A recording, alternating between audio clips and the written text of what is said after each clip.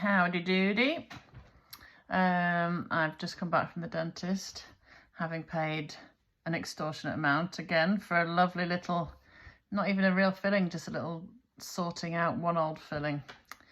There you go. Who knew dentistry work would become such an aspirational thing to have these days?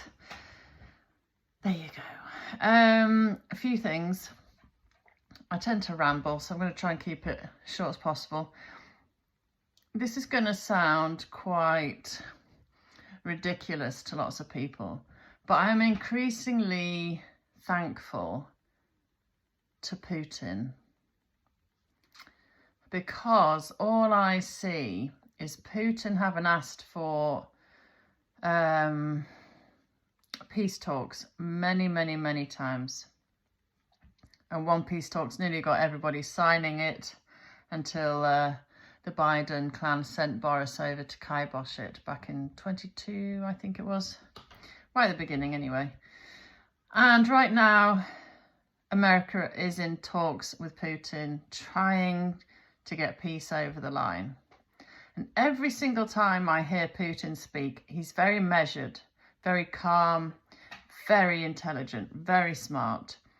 And he's a real conservative, and he's a real quite Anglophile.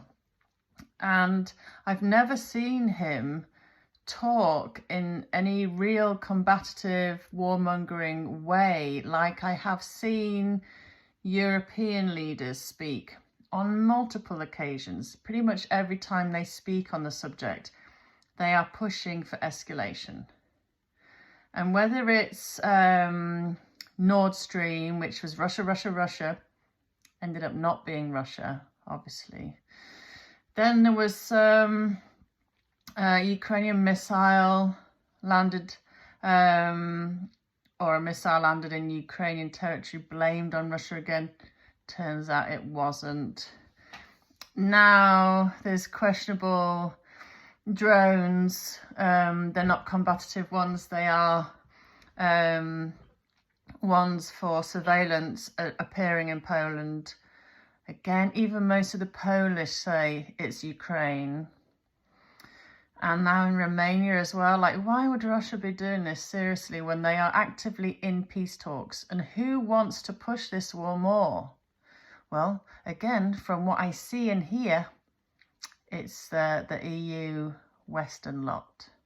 Not Russia, who even asked to be part of NATO once, but were turned down. Guess that would stop the whole NATO thing in its tracks. Anyway, if it was anybody else, we could have been pushed into World War III by now.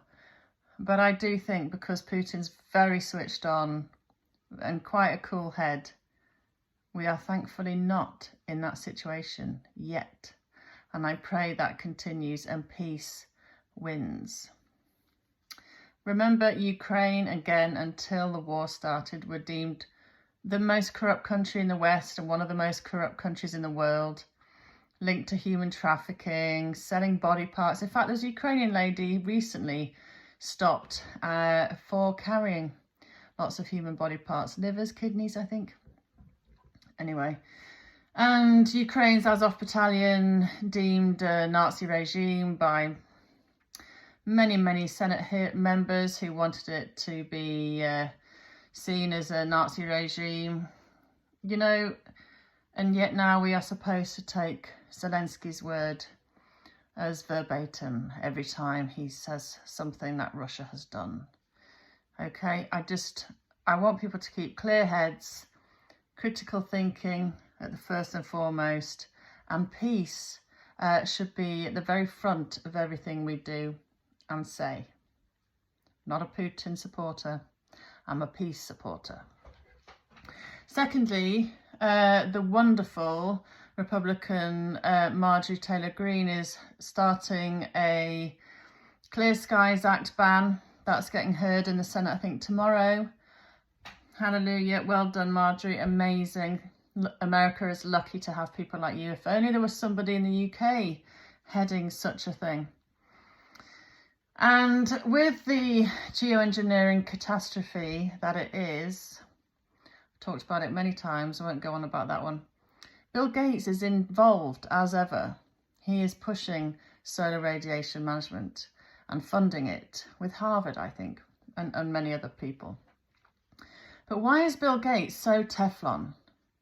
Like, so whether it's geoengineering, literally playing God with our weather, finite weather systems, that changing it tiny bit can really cause massive change, droughts in other places, floods in other places, affects how animals, migration of birds, all like every single thing it affects humans' health with all the chemicals.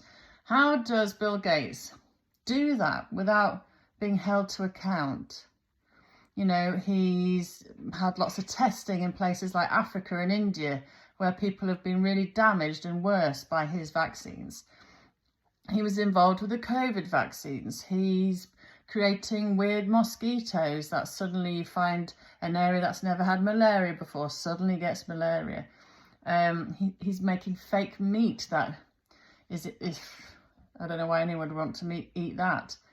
He's involved like some just web of evil everywhere, and yet nothing ever sticks. He's never held to account.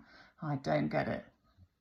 And then finally, people are all up in arms a little bit about Tories defecting to reform. Well, at the minute, it's only been 2, so there's nothing really to talk about. And Danny Kruger is essentially, he's fantastic. So he is a great win for reform.